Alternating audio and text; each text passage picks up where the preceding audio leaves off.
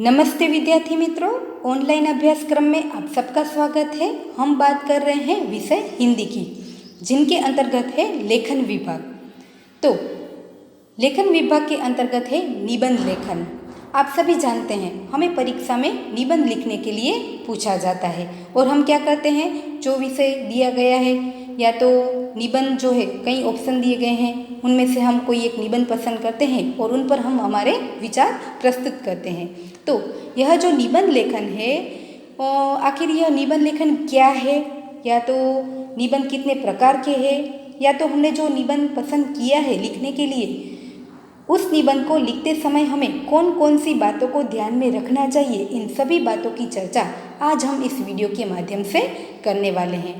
या तो हम देखें कि हमें यह नहीं पूछा जाता है कि निबंध लिखते समय हमें कौन कौन सी बातों को ध्यान में रखना चाहिए, परंतु जो हमने विषय पसंद किया है उस विषय पर हमारे विचार प्रस्तुत करते समय हमें कौन कौन सी आवश्यक बातों को ध्यान में रखना चाहिए, उनके बारे में आज हम समझौती प्राप्त करने वाले हैं। और आप क्या करेंगे, उन समझौती के आधारित ही जो भी हमें विषय पर निबंध लिखने के लिए होता है, तो हम क्या करेंगे, इन सभी जानकारी के आधारित उस निबंध को लिखेंगे। सबसे पहले हम क्या करेंगे विद्यार्थी मित्रों, इस वीडियो के माध्यम से हम देखते हैं कि निबंध लेखन क्या है, या तो निबंध किसे कहा जाता है, या तो कितने प्रकार के होते हैं, या तो हम जो निबंध लिखते हैं उन पर हमें कौन कौन सी बातों को ध्यान में रखना है, और उनके आधारित आपको जो भी विषय दिया जाए उन पर आपको निबंध लिखना है। तो सबसे पहले हम बात कर रहे हैं निबंध लेखन का अर्थ। आखिर निबंध लेखन किसे कहते हैं? तो निबंध यह एक बंधी हुई रचना है, किसी निश्चित विषय पर क्रमबद्ध तरीके से अपने विचारों की सूत्रता के साथ अलंकारिक शब्दों एवं सुस्पष्ट भाषा शैली का उपयोग करके स्पष्टीकरण के साथ लेखन करना ही निबंध लेखन कहा जाता है। यानी कि हम देखें कि अपने विचारों और भावों को जब हम नियंत्रित ढंग से लिखते हैं, वह निबंध के रूप में जाना जाता है। निबंध लेखन उस विषय पर लिखा जाता है जिसे हम सुनते हैं, देखते हैं, या तो किसी घटना को पढ़ते हैं। कोई भी विषय पर हम निबंध लिख सकते हैं, यानी किसी भी विषय पर निबंध लिखा जा सकता है, चाहे वे सामाजिक घटनाएं हो, राजनीतिक हो, वैज्ञानिक हो, धार्मिक त्यौहार या तो राष्ट्रीय त्यौहार हो, कोई भी मौसम हो, अलग अलग प्रकार की समस्याएं हो, किसी भी विषय पर हम निबंध लेखन लिख सकते हैं। तो यह था निबंध लेखन का अर्थ, कि किसी निश्चित विषय पर क्रमबद्ध तरीके से अपने विचारों की एक सूत्रता के साथ अलंकारिक शब्दों एवं सुस्पष्ट भाषा शैली का उपयोग करके स्पष्टीकरण के साथ लेखन करना ही निबंध लेखन कहा जाता है। यह था उनका अर्थ। तो अब बात करते हैं निबंध लेखन के प्रकार की। यह प्रकार क्या होते हैं, यानी कि आप देखते होंगे आपको कोई भी विषय पर निबंध पूछा जा सकता है और बचपन से आप लिखते आए हैं। समझ लीजिए हमें कोई ऐसा विषय दिया गया कि हमें हमारी माता के बारे में कुछ लिखना हो, अपने विचार प्रस्तुत करने हो, या तो आप देखें आपको आपके प्रिय मित्र के बारे में आपको लिखने के लिए कहा जा सकता है, हमारे देश के बारे में हमें पूछा जा सकता है। कोई भी विषय निबंध का हो सकता है। तो यह अलग अलग प्रकारों में बटा हुआ होता है। हम देख लेते हैं कि हमें जो भी निबंध पूछा गया है उनका भी कोई एक प्रकार हो सकता है। तो निबंध कितने प्रकार के होते हैं उनके बारे में हम देखें तो निबंध वैचारिक निबंध भी हो सकते हैं, वर्णनात्मक निबंध हो सकते हैं, कल्पना प्रधान भी कोई विषय हो सकता है, चरित्रात्मक निबंध हो सकता है, आत्मकथनात्मक निबंध हो सकता है, या तो विवरणात्मक निबंध भी हो सकता है। यह निबंध के अलग अलग प्रकार हैं। उनको हम देखें तो समझ लीजिए कि कल्पना प्रधान जो निबंध होते हैं वे कैसे होते हैं, तो जिनमें कल्पनाओं की उड़ान जिस विषय में होती है वे कल्पना प्रधान निबंध कहे जाते हैं। समझ लीजिए एक ऐसा कोई टॉपिक है कि यदि मैं किसान होता तो, या तो यदि मैं डॉक्टर होता तो जिनमें व्यक्ति क्या करता है, अपने कल्पनाओं के उड़ान भरता है। यदि परीक्षाएं ना होती तो उन पर हम क्या करते हैं, अपनी कल्पनाएं को लिखते हैं। तो वे कौन सा प्रकार कहा जाएगा, कल्पना प्रधान निबंध कहा जा सकता है। उसी प्रकार हम देखें कि आत्मकथनात्मक निबंध हो तो वे कैसे होते हैं, जिनमें स्वयं की अनुभूति हो और उन तमाम बातों का विवरण हो जो उसके जीवन में घटित हुई है, जिसका हम वर्णन करें तो उसे आत्मकथनात्मक निबंध कहा जा सकता है। समझ लीजिए, टूटी हुई किताब की आत्मकथा लिखिए, या तो समझ लीजिए पंछी की आत्मकथा लिखिए, ठीक है। उस विषय पर जब हम लिखते हैं तो वे आत्मकथनात्मक निबंध के रूप में पहचाने जाते हैं। फिर चरित्रात्मक निबंध कैसे होते हैं, तो किसी व्यक्ति का पूरा हम चरित्र या तो पूरा परिचय हम उस विवरण में लिखते हैं तो वे चरित्रात्मक निबंध के रूप में पहचाने जाते हैं। उनके बाद हम देखिए कि वैचारिक निबंध कैसे होते हैं, तो जिसका अर्थ है कि लेखक द्वारा अपनी धारणा, विचार, मत स्पष्ट रूप से प्रस्तुत करना या कोई गुण, दोष आदि पर विचार लिखना ही वैचारिक निबंध कहा जाता है। तो वर्णनात्मक निबंध किस प्रकार के होते हैं, तो समझ लीजिए कोई सजीव या निर्जीव पदार्थ के बारे में जब हम निबंध लेखन करते हैं तब उसे वर्णनात्मक निबंध के रूप में पहचाना जाता है। जैसे कोई स्थान हो, कोई जगह के बारे में हमें लिखना है, कोई परिस्थिति के बारे में लिखना है, कोई प्राणी के बारे में लिखना है, या तो व्यक्ति आदि के आधार पर हमें कोई भी विवरण लिखना है तो उसे हम वर्णनात्मक निबंध के रूप में जानते हैं। आप जानते होंगे कोई स्थान के बारे में आपको लिखने के लिए पूछा जा सकता है, कोई परिस्थिति के बारे में पूछा जा सकता है, तो ये सभी क्या है, वर्णनात्मक निबंध है। तो उनके बाद हम देखें विवरणात्मक निबंध, यानी कि वे भी एक प्रकार के यही है, ऐतिहासिक घटना हो, पौराणिक या फिर आकस्मिक कोई घटना हो, जब हम निबंध लिखते हैं उसे विवरणात्मक निबंध के रूप में जानते हैं। यानी कि समझ लीजिए कोई यात्रा के बारे में वर्णन लिखना है, मैच आदि आपने देखी हो उन पर लिखना है, कोई ऋतु के बारे में निबंध लिखना है, ये सभी विवरणात्मक या तो वर्णनात्मक निबंध के रूप में हम उन्हें पहचानते हैं। तो ये थे विद्यार्थी मित्रों निबंध के प्रकार, यानी कि हमें जो निबंध पूछा गया है वह किस प्रकार का निबंध है उनकी जानकारी प्राप्त करना ही वे क्या है, निबंध लेखन के प्रकार की समझौती है। आपको क्या करना है, परीक्षा में जो भी निबंध लिखने के लिए दिया गया है तो मन में यह तय कर लीजिए कि यह निबंध लेखन है, उनका अर्थ हम जानते हैं, वे किस प्रकार का निबंध है उनके बारे में भी अब हमने देख लिया है। तो अब हम क्या करेंगे कि जो विषय हमें पूछा गया है उन पर हमें हमारे विचार प्रस्तुत करने हैं, तो हम उस निबंध को लिखते समय कौन कौन सी बातों को ध्यान में रखेंगे ताकि हम अच्छे से अच्छे मार्क्स को कवर कर सकें। यही बात खास हमें याद रखनी है, क्योंकि जो निबंध का टॉपिक हमें दिया गया है उन पर ही हमें हमारे विचार को प्रस्तुत करना है। या तो कई ऑप्शन दिए गए हैं तो हम क्या करेंगे, उनमें से हमारा मनपसंद जो विषय होगा उन पर हम क्या करेंगे, निबंध लिखेंगे। ठीक है, तो अब हम उनका अर्थ हमने देख लिया, उनके प्रकार को देख लिया, तो अब हम क्या करेंगे कि जो हमने विषय पसंद किया है उनको लिखते समय ध्यान में कौन कौन सी बातों को याद रखना है उनके बारे में। तो आप देख सकते हैं यहाँ स्क्रीन पर उनके कई नियम दिए गए हैं या तो कुछ बातों को दिया गया है जिनके आधारित हमें निबंध लेखन लिखना है। विद्यार्थी मित्रों, यह खास जरूरी है अच्छे मार्क्स को प्राप्त करने के लिए इन बातों को ध्यान रखना। तो एक एक करके देखते जाते हैं। यदि आप चाहें तो इनको क्या करेंगे, अपनी नोटबुक में भी लिख देंगे ताकि जब भी आप कोई निबंध तैयार कर रहे हैं या तो लिख रहे हैं तो आपको ये बातें अच्छे से याद रह जाए। एक एक बात को देखते हुए आगे बढ़ते हैं। निबंध लिखते समय ध्यान में रखने योग्य बातें, जिनमें सबसे पहला है निबंध का स्वरूप, कि हम जो निबंध लिखने वाले हैं उनका स्वरूप कैसा होना चाहिए। तो सबसे पहले तो है विषय का चुनाव। जो दिया गया है एक ही निबंध है तो हमें उन पर ही अपने विचार प्रस्तुत करने हैं, परंतु यदि एक से अधिक निबंध दिए हैं और उनमें से कोई भी एक निबंध हमें लिखना है तो हम कौन सा विषय पसंद करेंगे। तो विषय का सबसे पहले है चुनाव। निबंध के दिए गए विषयों में से किसी एक विषय को सावधानी से चुन लीजिए। सबसे पहला काम हमें क्या करना है, जितने निबंध दिए गए हैं उनमें से किसी एक विषय को अच्छे से चुन लेना है। कुछ विद्यार्थी क्या करते हैं, जल्दी में किसी भी विषय पर निबंध लिखना प्रारंभ कर देते हैं, किंतु 10 बार पंक्तियाँ लिखने के बाद आगे वे लिख नहीं पाते और उस निबंध को अधूरा छोड़ दूसरे निबंध पर लिखना शुरू कर देते हैं। उन पर क्या होता है, समय की बर्बादी होती है। परीक्षा में वैसे भी हमारे पास क्या होता है, समय कम होता है, लिखना ज़्यादा होता है, तो ऐसा करने से हमारा समय व्यर्थ हो जाएगा। तो हमें विषय ही ऐसा पसंद करना है जिन पर हम अपने विचार अधिक प्रस्तुत कर सकें। परीक्षा की दृष्टि से ऐसा करना हानिकारक होगा, इसीलिए विद्यार्थियों को भली भांति विचार करके उसी विषय पर अपनी कलम उठानी चाहिए जिस पर लिखने के लिए उनके पास पर्याप्त सामग्री हो, पर्याप्त विचार प्राप्त हो। तो सबसे पहला पॉइंट हमने देख लिया कि हम निबंध लिख रहे हैं, हमें जो भी निबंध पूछा गया है उन पर हमें सबसे पहले विषय को चुन लेना है। यदि एक ही विषय है तो ठीक अलग बात है, परंतु कहीं एक से अधिक विषय पर निबंध है और हमें उनमें से कोई एक निबंध लिखना है तो सबसे पहले तो हमें हमारे विषय का चुनाव कर लेना चाहिए। फिर उनके बाद क्या है, रूपरेखा, यानी कि हमने जो विषय पसंद कर लिया है उस निबंध का विषय चुनने के बाद उस विषय पर विचार करके कच्ची रूपरेखा अवश्य तैयार कर लेनी चाहिए।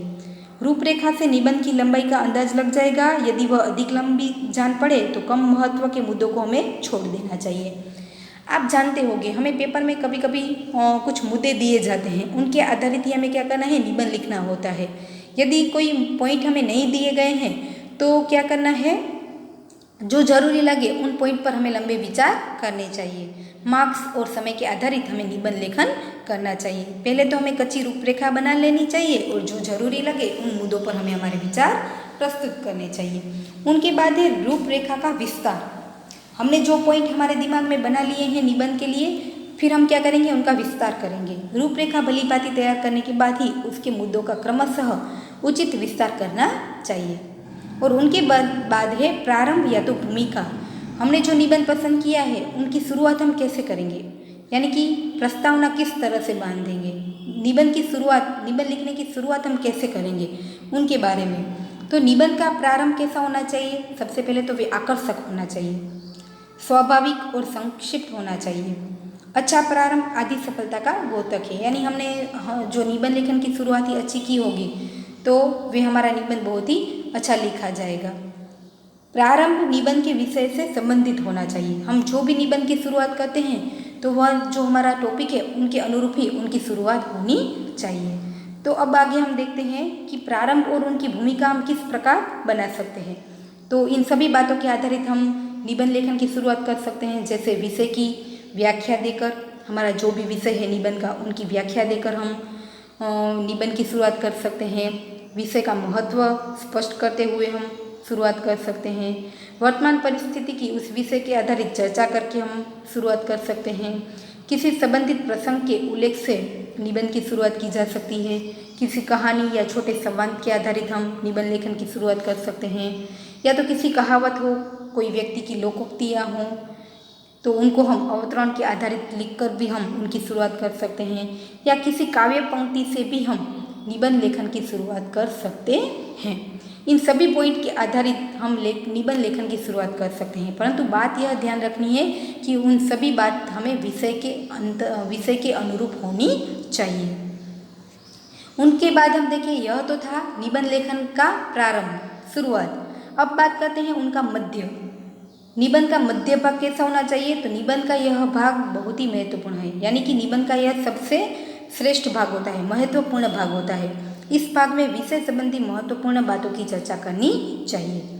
उनके बाद अंत में है, हम देखें तो उपसंहार या तो अंत।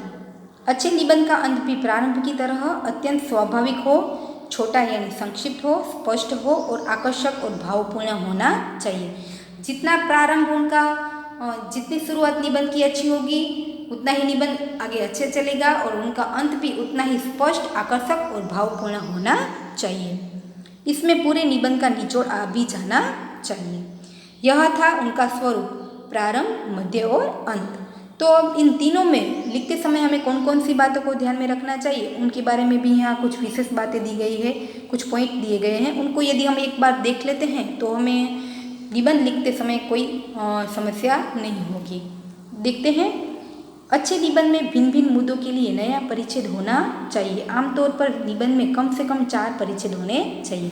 विद्यार्थी मित्रों, सबसे पहले हमने बात देखी कि विषय का चुनाव। अब जो विषय हमने पसंद किया है उस विषय पर अपने विचार प्रस्तुत करने के लिए हमें क्या करना चाहिए, जो हमने पॉइंट तय किए हैं उन भिन्न भिन्न मुद्दों के लिए हमें नया नया परिच्छेद बनाना चाहिए। परंतु याद रखना चाहिए कि जो हम परिच्छेद बना रहे हैं उनमें एक सूत्रता भी बनी रहनी चाहिए। हमारे विचार जो हम प्रस्तुत कर रहे हैं उनमें एक सूत्रता भी बनी रहनी चाहिए।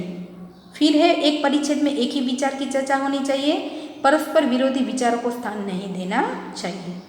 उनके बाद है पूरे निबंध के विचारों में प्रवाह और एक सूत्रता होनी चाहिए, जो हमने पहले ही टॉपिक में देखा कि हमें क्या करना है, जो भी हम परिच्छेद बना रहे हैं परंतु उनमें एक सूत्रता तो होनी ही चाहिए, विषय के अनुरूप उनकी एक सूत्रता नहीं टूटनी चाहिए।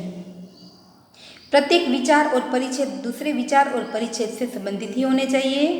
विद्यार्थी को निबंध में अपने विचार स्पष्ट रूप से प्रकट करने चाहिए। एक ही बात घुमा फिरा कर बार बार या दूसरे शब्दों में नहीं कहनी चाहिए, अन्यथा ऐसी पुनरुक्ति करने से निबंध शिथिल और नीरस बन जाता है। कुछ बच्चे क्या करते हैं, यदि 10 बार पंक्तियाँ लिखने के बाद उन्हें कुछ समझ में नहीं आता है कि आगे अभी हमें निबंध में क्या लिखना है, तो वे घुमा फिरा कर एक ही बात को लिखेंगे, अलग अलग शब्दों में लिखेंगे, परंतु हमें ऐसा नहीं करना है। ऐसा करने से हमारा जो निबंध है वह नीरस बन जाएगा और उसमें कोई एक सूत्रता नहीं रहेगी। फिर है निबंध में केवल विषय से संबंधित बातों की ही चर्चा करनी चाहिए। विषय हमारा एक है और हम उसमें हमारे विचार दूसरी बातों के लिख रहे हैं, तो यह भी अच्छी बात नहीं है। इसलिए हमें उनमें केवल विषय से संबंधित बातों की ही चर्चा करनी चाहिए। निबंध की भाषा व्याकरण की गलतियों से मुक्त होनी चाहिए। लिंग, वचन आदि की ओर विशेष ध्यान देना चाहिए। हमें क्या करना है, लंबी चौड़ी बातें बढ़ाकर गंभीर शब्दों में नहीं लिखना है, सरल शब्दों में निबंध लिखना है, परंतु उनकी व्याकरण भाषा जो है वह व्याकरण की गलतियों से मुक्त होनी चाहिए। लिंग हो, वचन हो आदि और हमारी जो लिखने की जो शुरुआत से लेकर अंत तक उनमें हमारी जो भाषा है वह सरल स्पष्ट शब्दों में होनी चाहिए और व्याकरण की गलतियाँ नहीं होनी चाहिए। भाषा में अत्यंत अप्रचलित या कठिन शब्दों का प्रयोग नहीं किया जाए तो अच्छा होगा, अन्यथा निबंध की स्वाभाविकता नष्ट हो जाती है। वाक्य सरल, सुबोध और छोटे होने चाहिए। मुहावरे का यथास्थान प्रयोग करना चाहिए। काव्य पंक्तियों का, कहावतों का स्पष्ट उल्लेख होना चाहिए और वर्तनी और विराम चिन्हों को और ध्यान देना चाहिए। यानी कि हम जो भी काव्य पंक्ति, कहावत, मुहावरे लिख रहे हैं, जो छोटे बड़े का, यदि समझ लीजिए आपने किसी व्यक्ति के विचार को निबंध में लिखा है विषय के संदर्भ में, तो आप क्या करेंगे, योग्य अवतरण चिन्ह का उल्लेख करेंगे, अल्प विराम, पूर्ण विराम का अच्छे से उपयोग करेंगे और उनकी जो वर्तनी है उनमें कोई भी गलतियाँ नहीं होनी चाहिए। जिस शब्द की वर्तनी वर्ण विन्यास में शंका हो वहाँ उसके पर्याप्त समानार्थी शब्दों का प्रयोग करना चाहिए। अप्रचलित भाषा का प्रयोग नहीं करना चाहिए, परंतु छोटे छोटे कहीं मुहावरे हो, कहावत हो, काव्य पंक्तियाँ हो तो उनका उल्लेख अच्छे से करना चाहिए और विराम चिन्हों का योग्य उपयोग करना चाहिए और हमारी जो वर्तनी है वह गलत नहीं होनी चाहिए। साथ साथ अलंकार, मुहावरे, कहावतें, अवतरण आदि का प्रयोग उचित स्थान पर और उचित योग्य मात्रा में करना चाहिए। ऐसा नहीं है कि हमें जो विषय हमने पसंद किया है उन पे विचार लिखने के बजाय हम सिर्फ पंक्तियाँ ही लिखते जाए या तो सिर्फ मुहावरे ही लिखते जाए, नहीं, उनका विषय के आधारित उचित उपयोग करना चाहिए। जहाँ पर आपको लगे कि इस विचार को प्रस्तुत करने के लिए यह मुहावरा उचित है या तो यहाँ हम काव्य पंक्ति लिखेंगे तो अच्छा लगेगा, अच्छा निबंध लिखा जाएगा, हम हमारी बात, हमारे विचार अच्छी तरह से प्रस्तुत कर पाएंगे।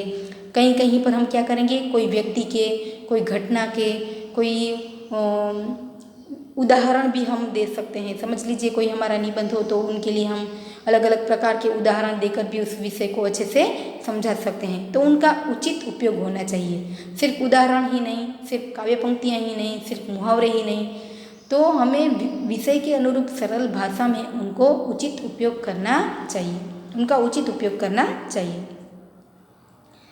और आगे हम देखें तो मुहावरे, कहावत या अवतरण का प्रयोग गलत रूप में या गलत स्थान पर नहीं करना चाहिए। उनके बाद है प्रारंभ से अंत तक पूरे निबंध की लिखावट स्वच्छ और सुंदर होनी चाहिए। विद्यार्थी मित्रों, हम सभी जानते हैं अच्छे और सुंदर अक्षरों का क्या महत्व है। जितनी सुंदर लिखावट होगी वे सबको आकर्षित कर सकेंगे। जितने हमारे अक्षर अच्छे होंगे, हमारी जो निबंध लेखन की लिखावट है वह बिल्कुल ही स्वच्छ सुंदर रूप से लिखावट होगी तो वे सभी लोगों को अच्छी और अपनी ओर आकर्षित कर सकेंगे। तो हमें भी इस बात को खास ध्यान रखना है। यह पॉइंट भी हमारा बहुत ही महत्वपूर्ण माना गया है। हम यदि समझ लें कि हमें सरल भाषा में लिखना है, कहीं कहीं पर विषय के संदर्भित हमें काव्य पंक्तियाँ लिखनी है, यह बहुत अच्छी बात है, परंतु साथ साथ जो हम निबंध लिख रहे हैं उस निबंध की लिखावट भी स्वच्छ होनी चाहिए और सुंदर अक्षरों से उनकी लिखावट होनी चाहिए। ये भी उतनी ही महत्वपूर्ण बातें हैं। तो विद्यार्थी मित्रों, यहाँ पर आप देखेंगे कि सभी पॉइंट यहाँ आ गए हैं।